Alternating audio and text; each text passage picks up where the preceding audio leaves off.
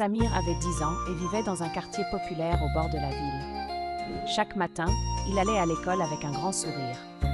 Mais aux pieds, il portait des chaussures usées, trouées, presque sans semelle.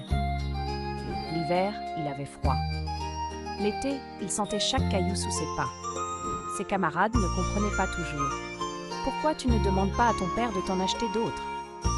Mais Samir baissait les yeux. Son père était au chômage depuis des mois et sa mère faisait des ménages pour nourrir la famille. Malgré tout, Samir était parmi les meilleurs élèves de la classe. Il écrivait bien, posait des questions, aidait même les autres à comprendre les devoirs.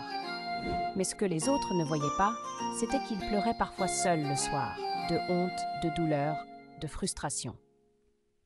Un jour, alors qu'il courait dans la cour de l'école, sa chaussure se déchira complètement. Il tomba, ses camarades rirent, et Samir, pour la première fois, resta au sol, sans se relever. La maîtresse s'approcha doucement et l'aida à se relever. Elle ne dit rien, mais ce soir-là, elle rentra chez elle avec une idée. Le lendemain, elle parla aux élèves de solidarité, d'empathie, de respect.